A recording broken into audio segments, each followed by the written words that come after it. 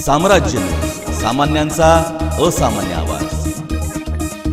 उत्तर सदर बाजार येथील रहिवासी दिनेश सिंग शीतल यांनी माहिती अधिकाराखाली माहिती मागितली असता शासकीय रुग्णालयाचे जनमाहिती अधिकारी तथा प्रशासकीय अधिकारी SU जामकर यांनी माहिती दिली नाही। यामुळे दिनेश सिंग शीतल यांनी प्रथम अपीलीय अधिकारी अधिष्ठाता डॉक्टर पवार यांच्याकडे अपील केली असता ते सदर अपीलाची सुनावणी घेत नसल्यामुळे दिनेश सिंग शीतल यांनी 16 फेब्रुवारी 2017 रोजी पुणे खंडपीठाच्या राज्य माहिती आयुक्ताकडे अपील केल्यामुळे राज्य माहिती आयुक्तांनी सदर अपीलाची सुनावणी घेऊन शासकीय रुग्णालयाचे जनमाहिती अधिकारी तथा प्रशासकीय अधिकारी SU जामकर यांना 25,000चा दंड ठोठावला।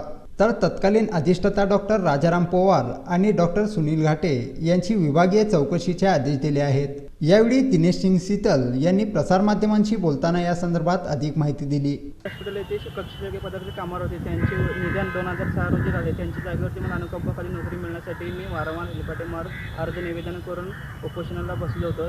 त्या अनुषंगाने SM वाळकीकर मुख्य प्रशासकीय अधिकारी चौकशी अधिकाऱ्यांनी चौकशी करून अहवाल सादर केले। त्या अहवालानुसार मला नोकरी मिळण्यासाठी मी निवेदन अर्ज 2016 रोजी तत्कालीन अधिष्ठाता डॉक्टर राजाराम पवार यांना सादर केलं होतं। त्या अर्जावरती कुठलीही कारवाई झाली नाही। त्या अर्जावर मी माहिती अधिकाराखाली विचारणा केली असता मला 30 दिवसात माहिती तत्कालीन जनमाहिती अधिकारी क्षीरसागर यांनी माहिती दिली नाही। मी प्रथम अपील केलं। प्रथम अपील करून सुद्धा अधिष्ठाता राजाराम पवार यांनी सुनावणी घेतली नाही, आदेश पण पारित केला नाही। त्यानंतर मी द्वितीय अपील मान्य खंडपीठ गुन्हे आयुक्त खंडपीठ यांच्याकडे सादर केल्यानंतर तिने 8 फेब्रुवारी 2019 रोजी सुनावणी घेऊन आदेश पारित केले की जनमाहिती अधिकारी विद्यमान जामकर यांना 25,000 रुपये दंड आणि तत्कालीन अधिष्ठाता डॉक्टर राजाराम पवार आणि सुनील घाटे यांना यांची विभागीय चौकशी शिस्तभंगाविषयी कारवाई करण्याचे आदेश पारित केलेले आहे। मी माहिती आयुक्तांना असं निर्देशन आणून दिलं की मी मागणी केलेली माहिती मागितली असताना मी मागण्या गेला असता मला नाहक त्रास करून पोलिसात खोटी तक्रार दाखल केली, मला अडकवण्याचा प्रयत्न केला असं निर्देशन